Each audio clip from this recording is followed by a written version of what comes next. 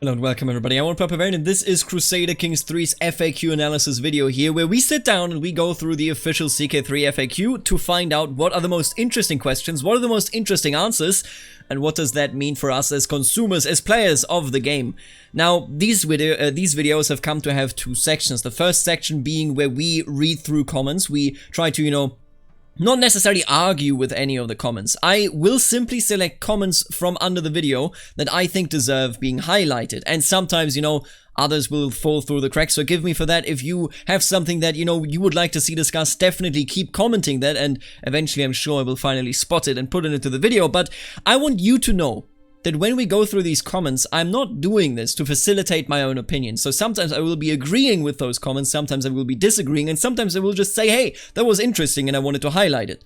We're going to do that, and since there were so many amazing comments under the last video that were really insightful and very interesting, I think we're only going to do one actual FAQ topic, and that will be development and buildings. Until now, I always try to do two, but I was in a bit of a hurry, I would argue, and I think that is, of course, misplaced with these sort of videos. So we're going to do comments, then we're going to do development and buildings, and then next video we're going to do comments and schemes, secrets and hooks. I'm very excited, and I think now it's time that we jump into the comments.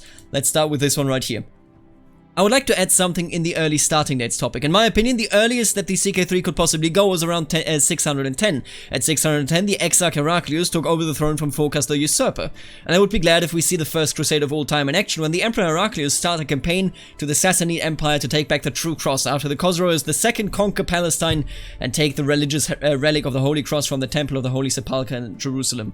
This comment, to me personally, first of all, we've had a lot of debate about the earliest start date and what we should pick, etc, etc, what would be interesting, but this comment has two very interesting points to me, and the first one is essentially that there was a distinction between the crusades that we now these days commonly refer to as crusades and wars that at the time were already called crusades. One that comes to mind for me is the war that I believe was led by Genoa and Pisa. I don't think Venice was involved, but I think Genoa and Pisa, and was led against Mahdia. Now, Mahdia was a city in Tunisia, and that was essentially the main hub of the Muslim shipping world, meaning everything that was related to boat building, to maintenance of boats, and to the trade, as well as, of course, maintaining boats that are able to kind of survey, as far as that was possible, of course, back in the day, to survey the sea for enemies and for shipments.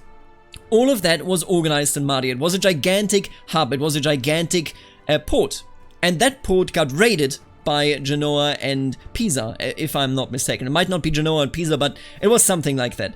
And they called this effort a crusade. It was a war under the cross, a war in the name of God, not just a holy war, I am conquering this, but it was something in between what we know in CK as a crusade and a holy war. And I think it would be quite interesting to have that, because holy wars in CK2 never involve more than one attacker faction unless you have alliances, etc, etc, but nobody joins you in your aggressive war for purposes of, well, essentially, being of the same faith. People will defend the defendant, of course, if they are of the same faith, but Genoa and Pisa can never have their common holy war like they had it in real life together.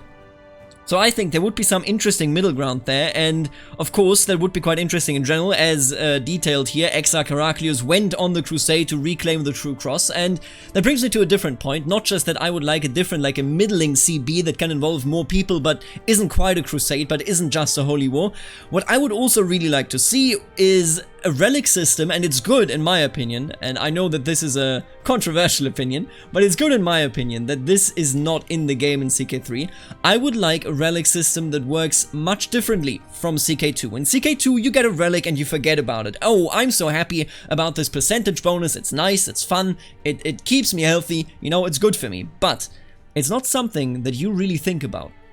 CK, in its very core, is a character game. Having relics in action, be it storing them, for example, in a church, so that you get more reverence over there, and make it so that your church and the region surrounding it becomes a bit of a hub. All of that would be interesting. All of that could be very interesting. There's a video coming on the topic of that, because I think Imperator Rome's system of doing it is essentially what I would like to steal. And before you even started, Imperator Rome's holy site system is amazing. We need that for CK3. I pray that one day it may come, but let's just set that aside because there will be a specific video and it's a very, very long topic. Don't get me wrong here, but essentially what I would like to see is something that is motivating relics to take a more active role. For example, as detailed in this comment, I think it's a very interesting tidbit to say, hey, you know what, we go to war over a relic. We go to war to get the true cross. And if I have the true cross, for example, just an example, why can't I equip an army with it? If I lose a fight, I may lose the relic, which means my morale tanks, and maybe even my fervor tanks. But if I win with that relic in mind, then of course it will, you know, get more reverence. It will be revered as this supremely holy object that brings us a victory and will bolster my morale. I think those things would be nice. I think that is how it should be implemented.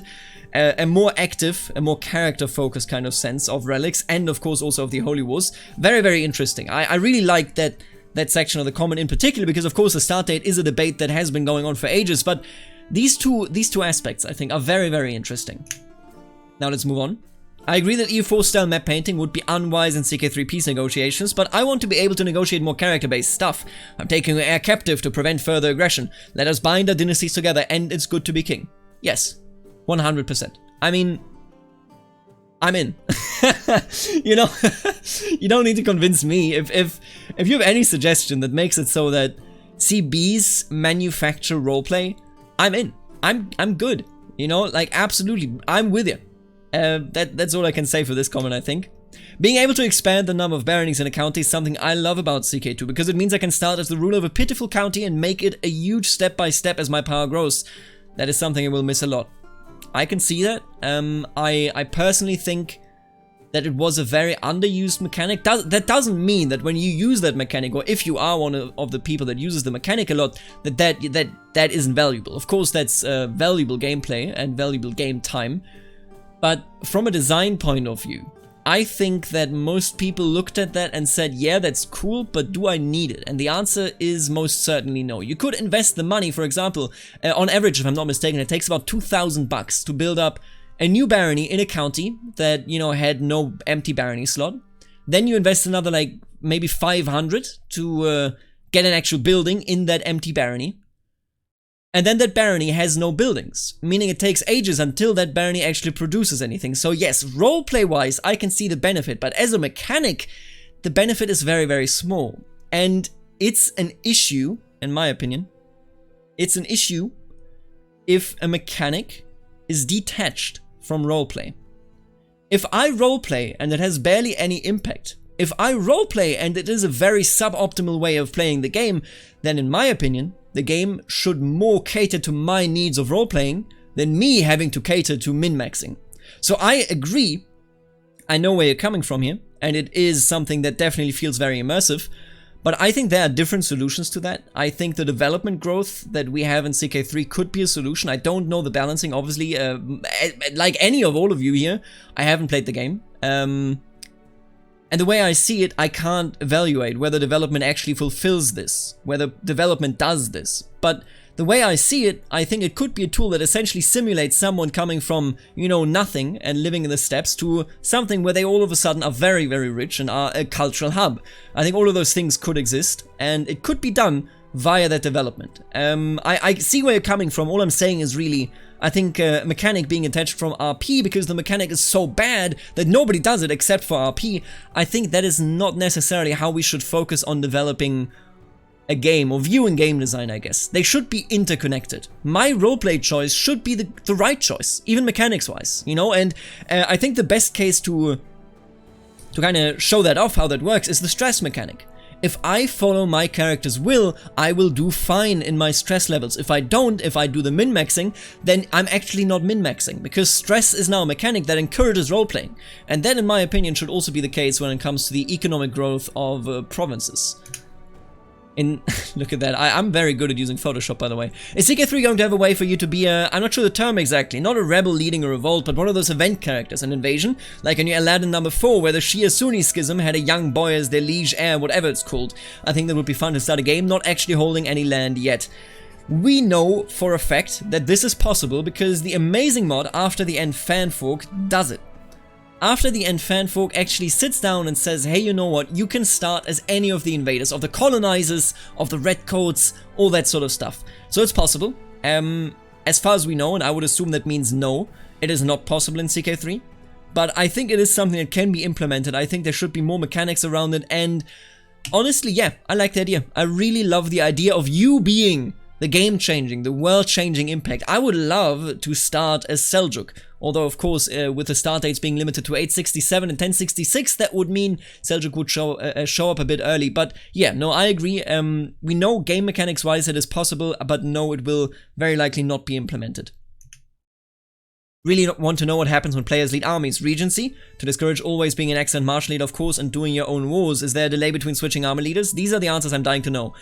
I don't think there's a delay to switching army leaders. I'm not certain on that, but what I do know is that there is a heavy check whether you are leading an army in most events, meaning that most event chains say, hey, you're not at home, so I'm not going to present you with this, you know, court affair. Nothing here will happen. So that is sort of addressed. And by the way, give me a moment here. Sorry, I'm still recovering from a bit of a sickness there, so had to mute myself. I am back. So partially yes, partially no. I think addressing where your character is something that I'm hoping for CK3 to do much more than CK2, and from what we know it does it, but I don't actually know whether, for example, switching army leaders will come with a delay, that sort of stuff. Hope they can create a proper pentarchy system, which with all 5 seats of Christian early church have equal standing and minor feud amongst them to decide major Christianity issues. I got nothing to say on that, I just have this. Will I be able to alter the doctrines of existing religions over the centuries, or will every change create a new heresy? For example, if I'm powerful enough, will I be able to change the doctrines of the Catholic Church over time, to the point that the Pope is a woman who practices witchcraft with her 4 husbands? Or would I have to create a whole new heresy for that?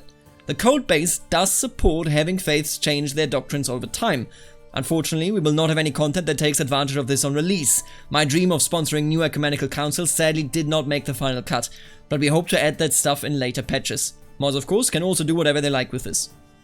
That's the answer. I'm very excited to not just get a half-hearted anti-pope system, to not just get a half-hearted, you know, ecumenical council system, but a proper one. I am so excited for that. Man, CK2 anti-popes are literal money machines. I hope that, you know, CK3 approaches it with much more roleplay. One of the things I loved about Imperator Rome was the negotiation potential in peace settlements. I completely agree that is a missing link in the already much improved warfare system of CK3. Hostages, trade privileges, and marriages were all major factors in medieval peace treaties, and it is a shame they are not present in the base game. I can just leave that comment as it is, I think. Wish we had the EU4 trade minigame in CK3. Trading in CK3 is not even a thing. Yes. I think the EU4 trading minigame, I personally don't think it's necessarily what we should go for, or what we should be aiming for as players for Crusader Kings, because EU4 system lends itself well for nation-based, property-based, wealth-based gameplay. But CK doesn't really support that. And the thing about it is, it's true, CK3 essentially kind of brackets out the entirety of trade as a topic in its gameplay mechanics.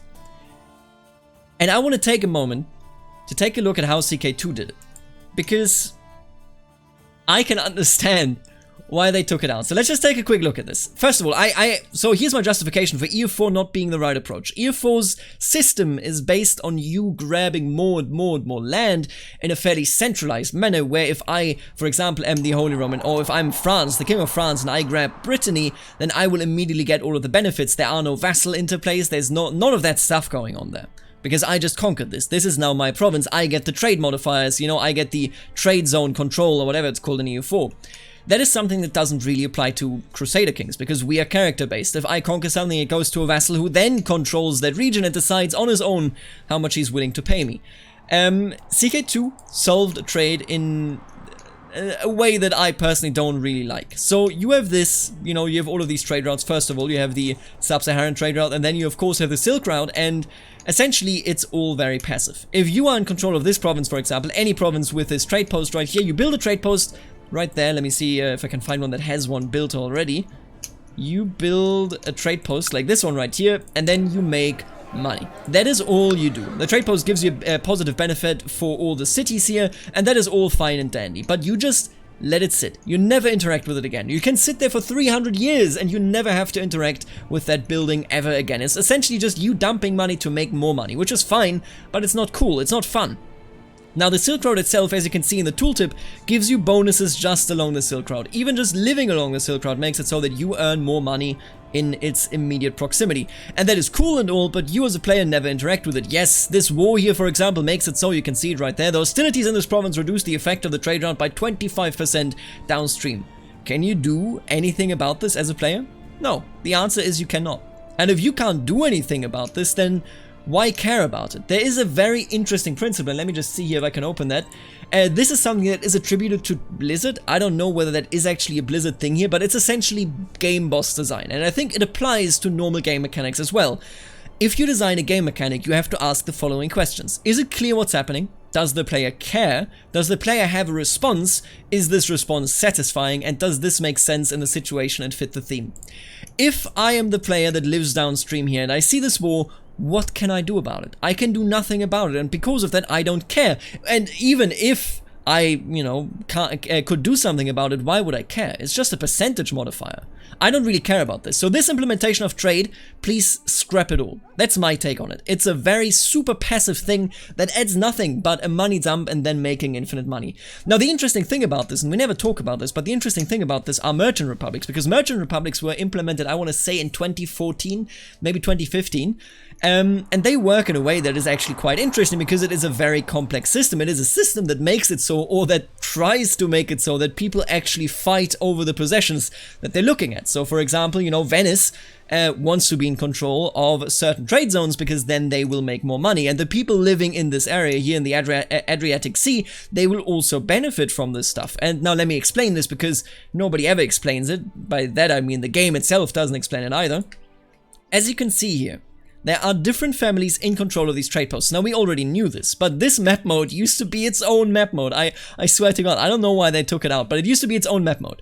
And it's actually important, because the more you have one family under control, the more this region here will benefit. You can see it right here, trade zone. The value of all holdings in this trade zone increases the value of trade posts and cities in this trade zone. Trade posts plus 44.58% and cities plus 22.22%. Theoretically, the Merchant Republic system as implemented in the Merchant Republic DLC in CK2 makes it so that you as an opposing Merchant Republic, or even as an opposing family inside of the same Merchant Republic, want to disrupt trade zones of one family. Because if you disrupt the Dandolo trade zone right here, which you can see is 3 trade posts, so this adjacent one, and then these 2 that actually border the Adriatic Sea here, if you disrupt that, they make less money. At the same time, the feudal rulers surrounding this region also actually have a bit of a vested interest to keep the Dandolo families somewhat strong, because if they keep them strong, they will earn more from the cities that are in this trade zone. You can see Split, for example, Zadar, all of these are in the trade zone, meaning that Split makes more money. Then we have over here, we have a city of Zara makes more money, and then down there we have, of course, the city of Melfi making more money. All of that stuff is, technically speaking, a mechanic. As a feudal ruler, however, you have practically no impact on how merchant republics behave, on which family owns which trade post, on how they build, on how they choose to implement their personal expansion in cities.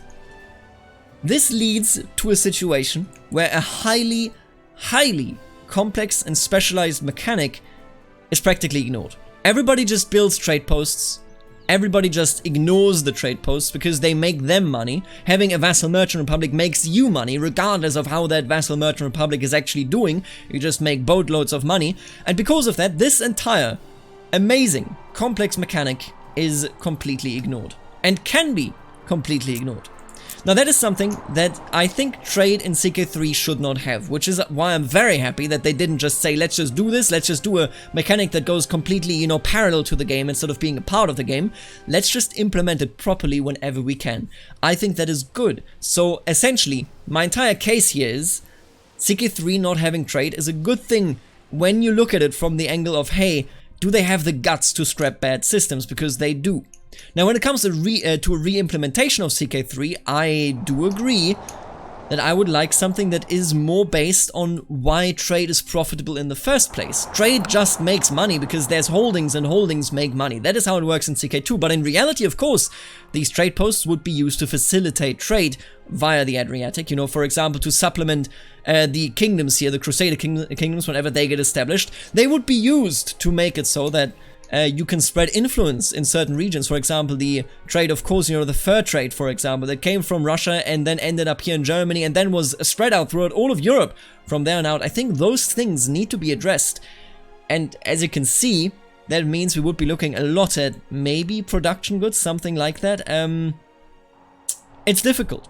It is difficult to, I think, design a robust mechanic, but CK2's isn't it. CK2's mechanic, this one is not good in its very essence, and this one is far too parallel to the actual game mechanics. It just exists, but the actual core of it is ignored by everyone, including the AI, and as well as, of course, the player.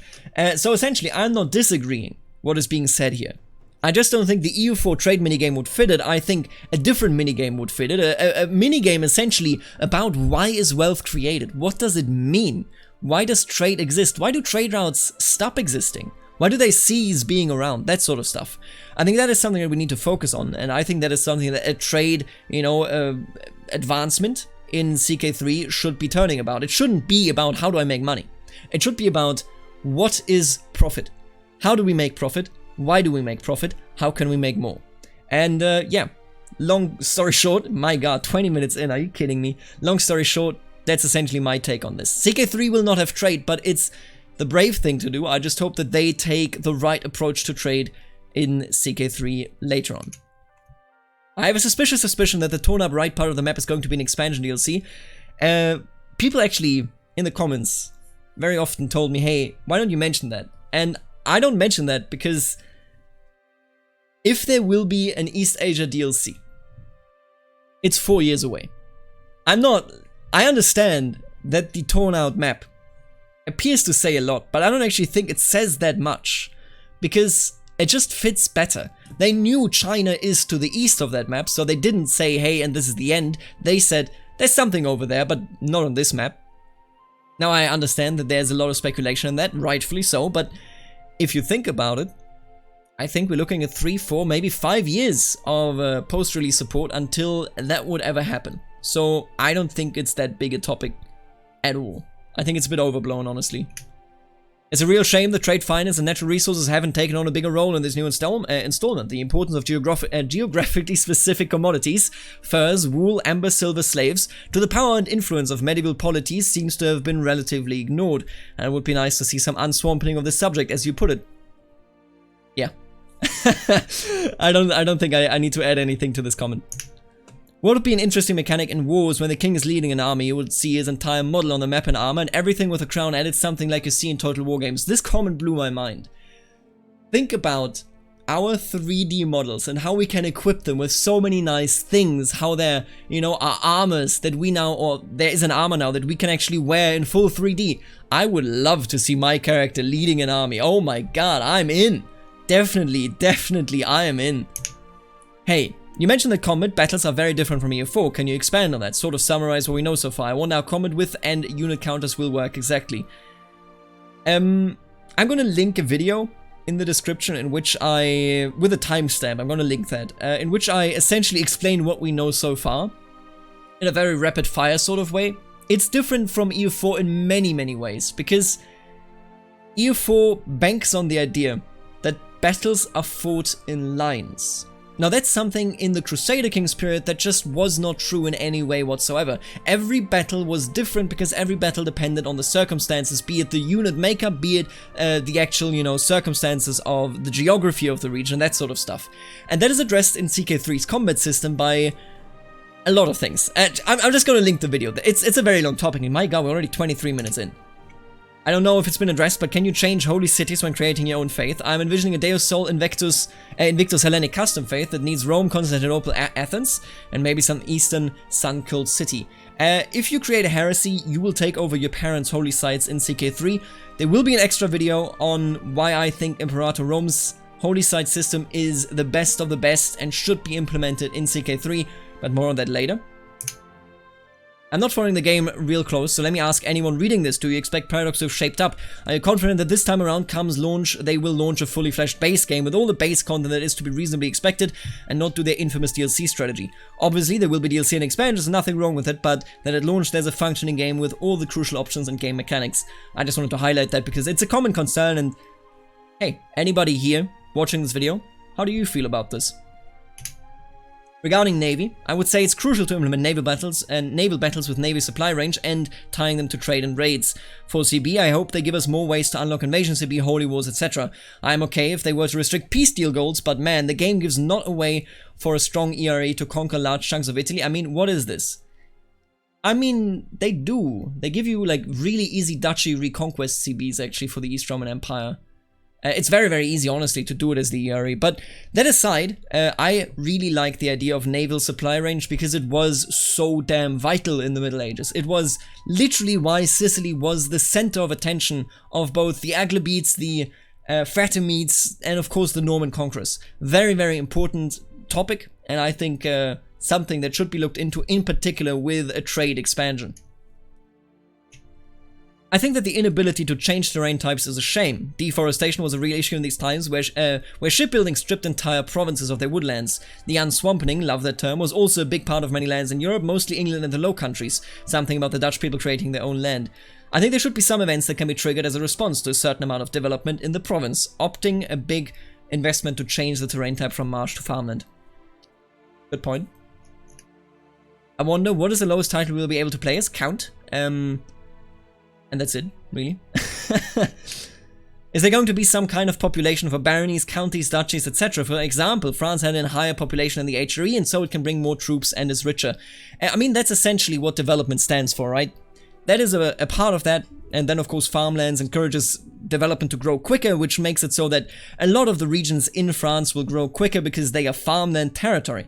So, yes, in a way, that's exactly how it's going to go. There is no actual population counter, but it does exist. Does it mean that if you siege down fortified baronies, you are immediately given control of other baronies in the county without the need to enter them?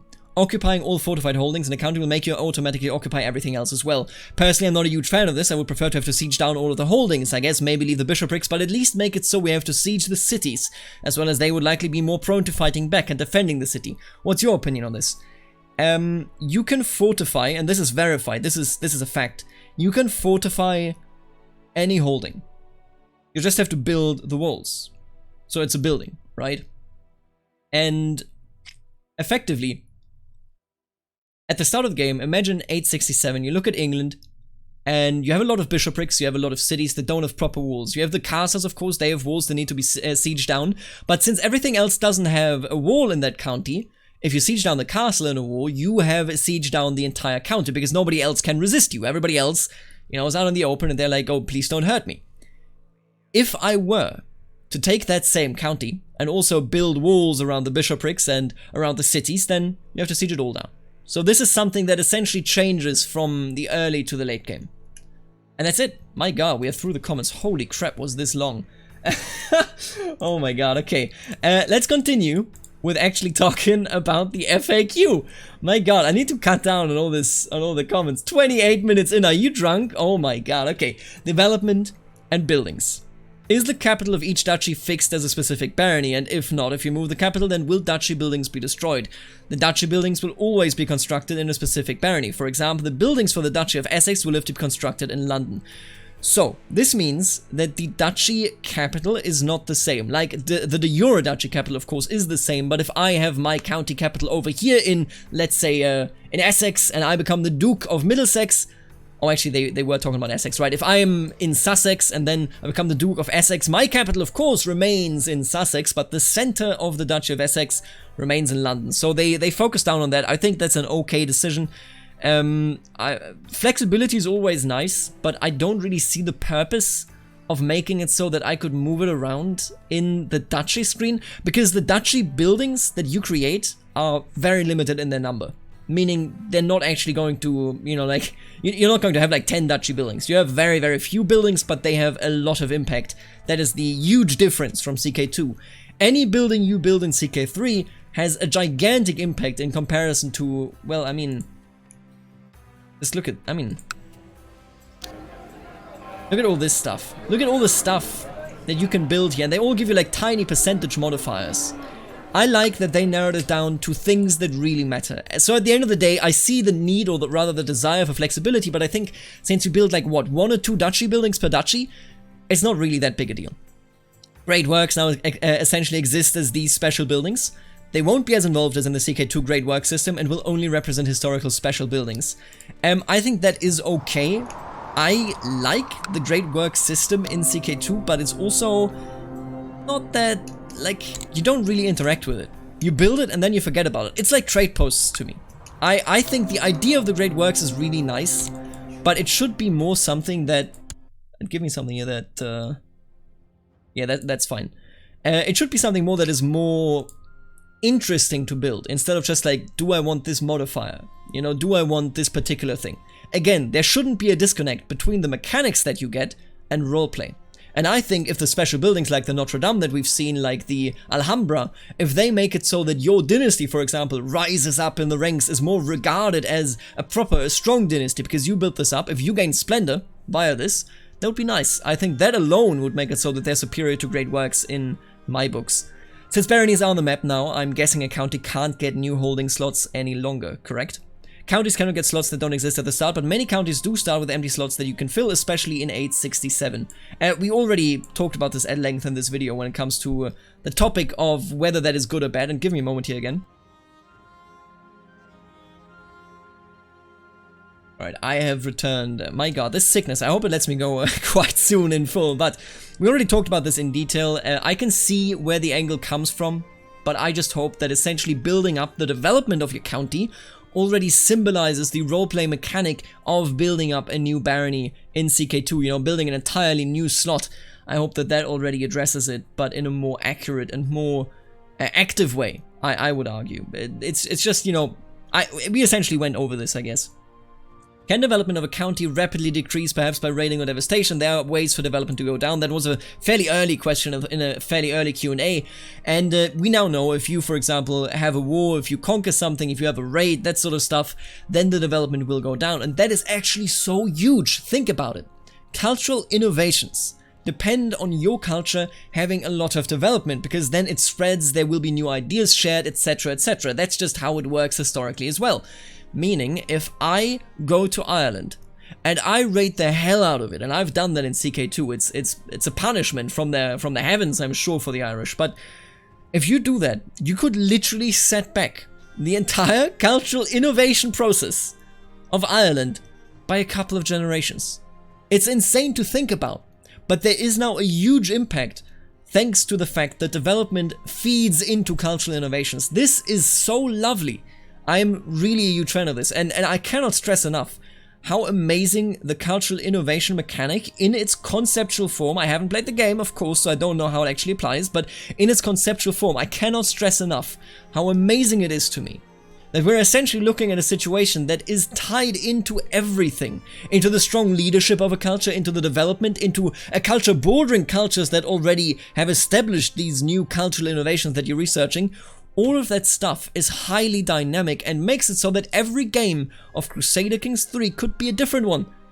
Because one game, you're gonna have the Irish research something that you as the English can then pick up, and one game the Irish aren't gonna do that, you're not gonna get it, and then you have to go down a different road. Your game will feel different.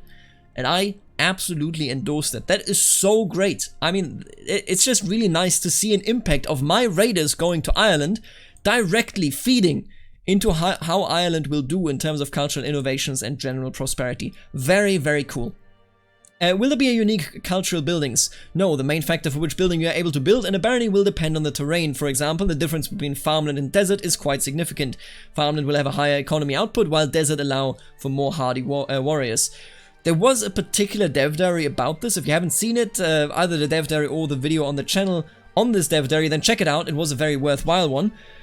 But yeah, in general, we had cultural buildings, of course, in CK3, in CK2, I mean. In CK2, we had cultural buildings. Let me see if the Italians even had ones. I can't see any here, but I know that you had some. Cataphract Training Ground, for example. That sort of stuff are cultural buildings. And they are sort of now already implemented by having effects in their cultural innovations, what you can do by having a certain special men-at-arms that you can recruit, that sort of stuff. All of that is already in, meaning cultural buildings, their purpose isn't lost. Their purpose has just morphed into different mechanics. So watch this or view this essentially as the puzzle pieces being re-scrambled instead of some puzzle pieces being deleted. It's essentially just a switched up thing, but it's the same puzzle elements.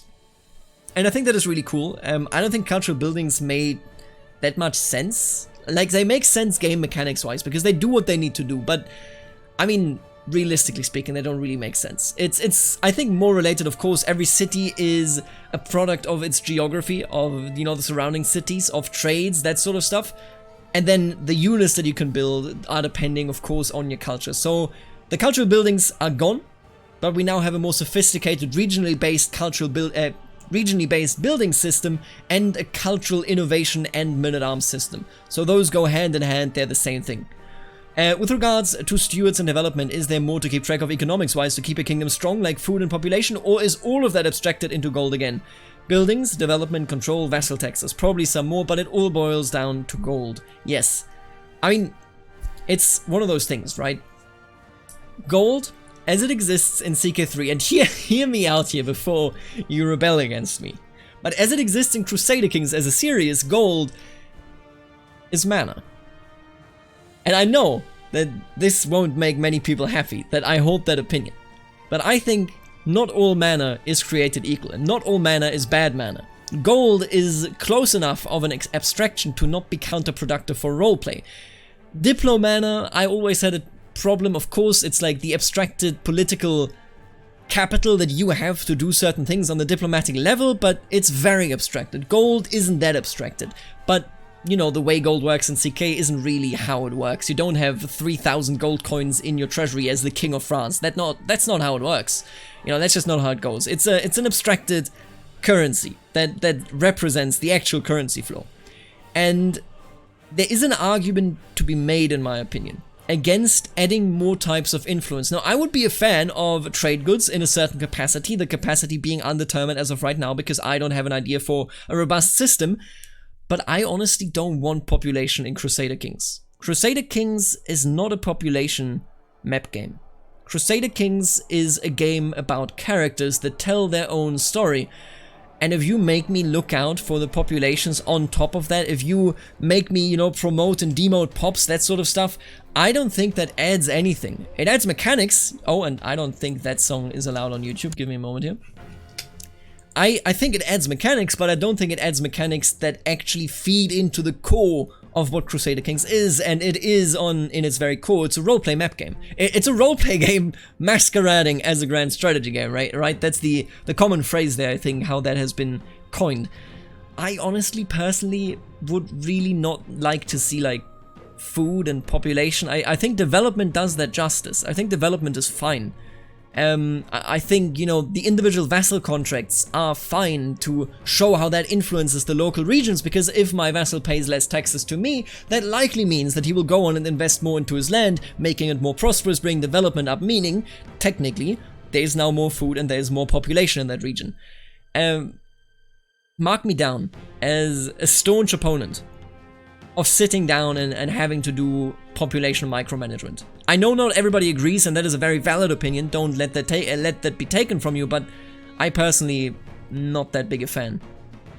Would it be possible to make improvements that affect multiple counties, like building roads or primitive irrigation? There are duchy capital buildings that affect all counties in a duchy. I actually thought about this, and I'm thinking, I don't know where you would mark this, but we talked about this in a developer diary. That city sprawl would be nice. Roads between provinces would be nice. And I thought about this, how would you do that dynamically? And I was thinking maybe roads just sort of get established if you have a certain level of buildings in a county, if you have a certain level of development in a county, and then they could be abandoned, they could slowly start, you know, be withering out, essentially nature's kind of retaking them. If a province falls apart, if there's no central authority, I could see that happening, that sort of stuff.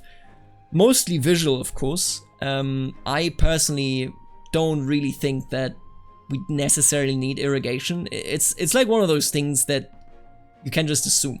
You know, there could also be a building that is a tent.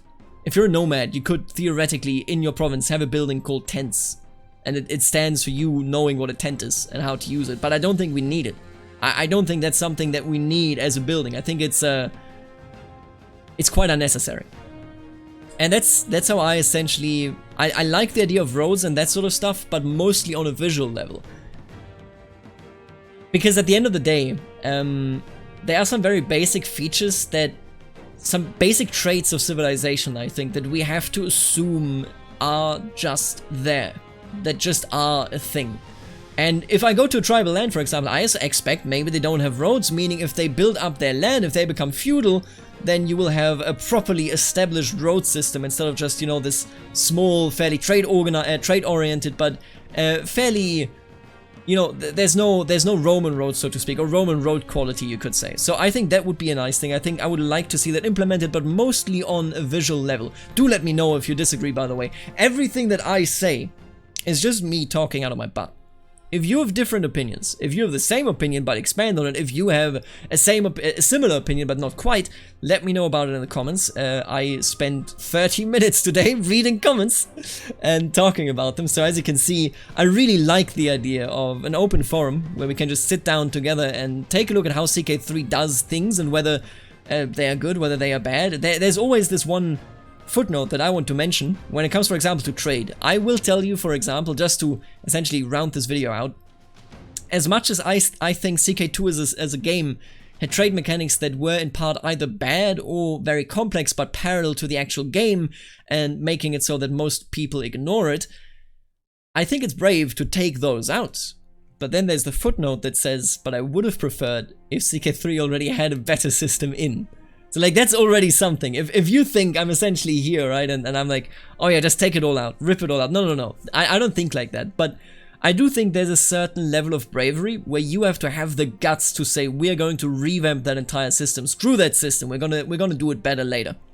I have respect for that. And essentially, I want to make clear that it's just very, very out there that I would always love. I'm still deeply disappointed by the East Roman Empire not getting its own governance system at launch, but I'm in the boat of essentially the people that say, give me proper reworks or give me death. I don't want to see the merchant republics of CK2 and CK3. I just don't.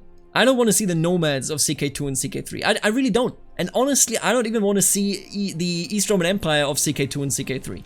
They aren't good. Oh, nope, get rid of that song, please. Stop this. I need to get rid of those songs. Need to uninstall those DLC. But yeah, those were my takes for today. 42 minutes. You know what comes next. That's, of course, me encouraging you to leave comments, because apparently most of this time in these videos will now be spent with me reading comments. But beyond that, I want to thank all of you for being so active and being so engaged. It is so lovely to see the community come together and discuss what we know about the game.